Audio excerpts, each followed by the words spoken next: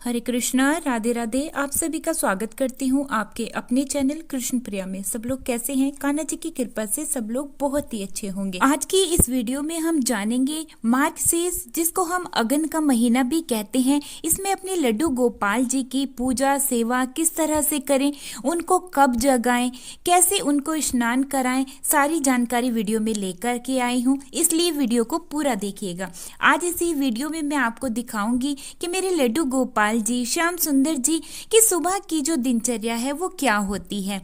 तो अगर हमारी वीडियो आपको अच्छी लगती है तो प्लीज़ एक लाइक ज़रूर से कीजिएगा। अगर आप हमारे चैनल पर पहली बार आए हैं तो प्लीज़ हमारे चैनल को सब्सक्राइब भी जरूर से कर लीजिएगा। सुबह के 7:30 बज गए हैं और अब मेरे कन्हैया, गोपाल जी, बिहारी जी और श्याम सुंदर जी के उठने का समय हो गया है। सबसे पहले प्रभु को प्रणाम करके उनसे आज्ञा मांगी है कि अब हम उनको जगाने के लिए जा रहे हैं और उनकी रजाई हटा करके एक साइड रख दी है। कन्हैया, गोपाल जी और बिहारी जी को पहले ही जगा लिया है।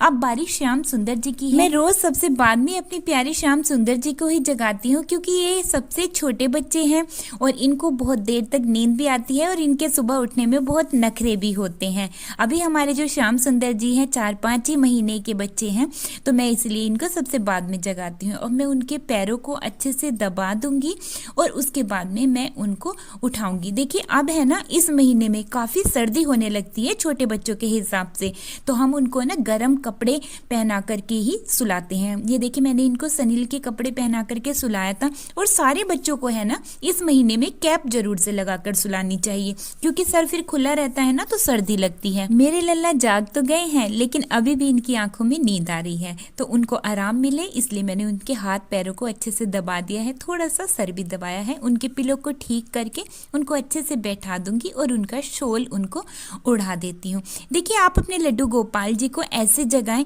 जैसे कि आप अपने छोटे बच्चे को जगाते हैं। आप ताली बजाकर भी जगा सकते हैं और आप घंटी बजाकर भी जगा सकते हैं। ये देखिए गर्म बोतल ये मैंने कान्हा जी की निकाल दी है। इसके अंदर हम पानी भर करके रख लेते हैं।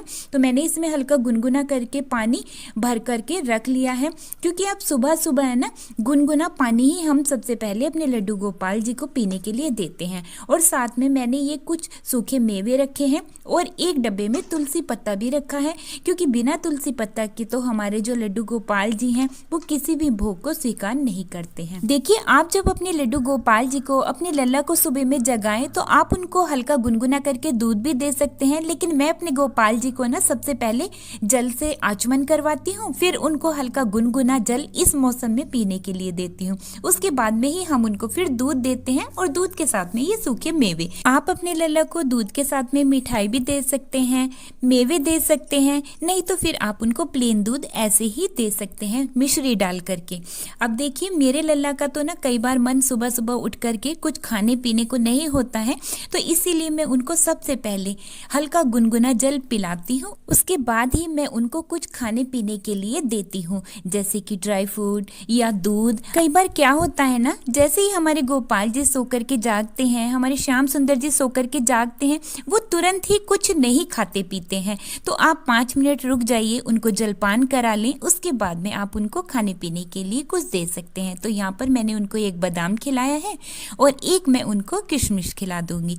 देखिए जब हम अपने लल्ला को जगा लेते हैं ना, तो जगाने के तुरंत बाद ही लड्डू गोपाल जी को कभी भी स्नान नहीं कराना चाहिए। कम से कम 20 या 30 मिनट के बाद ही लड्डू गोपाल जी को स्नान कराना चाहिए। अब देखिए जैसे जलपान हो गया है, अगर आप अपने लड्डू गोपाल जी की घी या तेल के साथ आप मालिश करना चाहें ना, तो आप स्नान से पहले ही करा लें। आप तिल के तेल की मालिश कर सकते हैं इस मौसम में, आप घी से भी मालिश कर सकते हैं, घी शुद्ध ही होना चाहिए, या फिर आप सरसों के तेल को हल्का गुनगुना करके उससे भी मालिश कर सकते हैं। जैतून के तेल से आप लड्डू गोपाल जी की मालिश कर सकते हैं। देखिए जब आप लड्डू गोपाल जी की मालिश तेल या घी से करें तो वो स्नान से पहले करें। मालिश करने के बाद है ना लड्डू गोपाल जी को स्नान जरूर से कराना चाहिए। यहाँ पर मैंने अपने लड्डू गोपाल जी को, श्याम सुंदर जी को स्नान कराने के लिए एक बर्तन लिया है, उस पे मैंने चंदन से स्वास्तिक बनाया है और अपने लड्डू गोपाल जी को आसन देने के लिए फूलों की पंखुड़ियाँ रख दी हैं और एक तुलसी पत्ता रख दिया है। अगर आपको फूल नहीं मिलते हैं ना तो आप तुलसी पत्ता रख करके स्नान करा सकते हैं। और आज मैं अपने लड्डू गोपाल जी को दूध के साथ स्नान कराऊंगी। आप रोज ही ना शुद्ध जल से भी स्नान करा सकते हैं, जैसे एकादशी, पूर्णिमा या अष्टमी, या जिस दिन आपके जैसे कोई विशेष दिन होता है या आपका व्रत होता है, उस दिन आप लड्डू गोपाल जी को पंचामृत से या फिर शुद्ध जल से या आप दूध से स्नान करवा सकते हैं। तो आज मैंने सोचा कि चलिए अपने गोपाल जी को दूध से स्नान करा देती हूँ। और देखिए ये जो मौसम है ना, इसमें हमें बहुत ही हल्का गुनगुना दूध लेना है लड्डू गोपाल जी को स्नान कराने के लिए। और उसके बाद में अब मैं शुद्ध जल से अपने लड्डू गोपाल जी को स्नान कराऊंगी। और मंत्र हमें साथ साथ बोलते रहना चाहिए, या आप कोई भजन भी गा सकते हैं। मंत्र में ओम नमो भगवते वासुदेवाय, इसी मंत्र का उच्चारण करते हुए मैं अपने लड्डू गोपाल जी को, श्याम सुंदर जी को स्नान करवाती हूँ। देखिए जैसे कि सर्दियों का मौसम है, तो सर्दियों के मौसम में जब हम गर्म पानी से स्नान करते हैं तो हमें अपने लड्डू गोपाल जी को भी गर्म पानी से स्नान कराना चाहिए। क्योंकि देखिए वो तो हमारे जो कान्हा जी हैं उनका बाल स्वरूप है, छोटे से बच्चे हैं हमारे, तो उनको तो बहुत ही ज्यादा ठंड लगती है, इसलिए उनको गर्म पानी से ही स्नान कराना चाहिए। अगर आप अपने लड्डू गोपाल जी को पंचामृत से या कच्चे दूध से स्नान कराते हैं ना, तो उनको भी हल्का गुनगुना कर लेना चाहिए, तभी लड्डू गोपाल जी को स्नान कराना चाहिए। ये नहीं कि फ्रिज से निकाला और आपने स्नान करवा लिया। देखिए ऐसे नहीं करना है। हमारे जो लल्ला हैं, हमारे जो लड्डू गोपाल जी हैं, ये बहुत ही नाजुक हैं और छोटे से बालक हैं हमारे। अब देखिए स्नान हो गया है, उनको बहुत ही अच्छे से पोंछने के बाद है ना, अब मैं उनको इत्र से मालिश करूंगी। स्नान के बाद ही हमें इत्र से मालिश करनी चाहिए। ये नहीं कि हमने इत्र से मालिश स्नान से पहले करा ली और उसके बाद में हमने स्नान करा दिया। देखिए लड्डू गोपाल जी को है ना खुशबू प्रदान करने के लिए, जिससे कि उनके आसपास का वातावरण और उनके जो शरीर है उसमें से खुशबू आती रहे, उनको बहुत अच्छा लगे, इसीलिए हम उनको इत्र से मालिश करते हैं। और देखिए सर्दियों के इत्र अलग होते हैं और जो हम गर्मियों में अपने लड्डू गोपाल जी को लगाते हैं ना, वो इत्र अलग होते हैं। इत्र से लड्डू गोपाल जी की मालिश जरूर से करनी चाहिए, चाहे सर्दी हो या गर्मी हो। देखिए मैं तो अपने लड्डू गोपाल जी की, कन्हैया की, और जो हमारे गोपाल जी हैं, श्याम सुंदर जी हैं, बिहारी जी हैं, इनकी हम इत्र के साथ मालिश जरूर से करते हैं। और इत्र की मालिश है ना हमेशा स्नान के बाद ही आप करें। अब देखिए इस महीने में ना काफ़ी ठंड होने लगती है, तो जो हम लड्डू गोपाल जी की मालिश करें ना, तो आप या तो रूम हीटर चला करके रख सकते हैं जिससे कि कमरा गर्म रहे। क्योंकि हमारे लड्डू गोपाल जी के जब हम कपड़े हटाते हैं तभी तो हम अच्छे से मसाज करेंगे ना, तो आप थोड़ा सा ना रूम को गर्म कर लें, या तो आप रूम हीटर चला करके गर्म कर लें, या फिर आप धूप में भी लड्डू गोपाल जी की है ना इत्र से मालिश कर सकते हैं।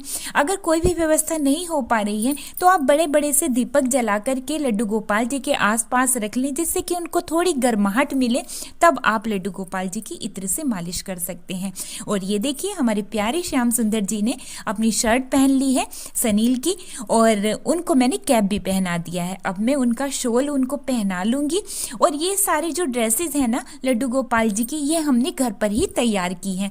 आप भी कोशिश यही करें कि अपने गोपाल जी की ड्रेसेस खुद अपने हाथों से बना करके तैयार करें। सर्दियों के मौसम में लड्डू गोपाल जी को है ना हैवी श्रृंगार ना धारण करवाएं। जैसे कि हम उनको बड़े बड़े हार वगैरह पहनाते हैं तो वूलन कपड़ों में ना फंस के जो है वो अटक जाते हैं, निकल जाते हैं, तो इसीलिए उनको श्रृंगार है ना कम ही धारण करवाएं। तो मैंने उनको एक माला पहनाई है और तुलसी पत्ता प्रभु को अर्पित कर दिया है। और अब मैं अपने प्यारे श्याम सुंदर जी की आरती उतार लूंगी।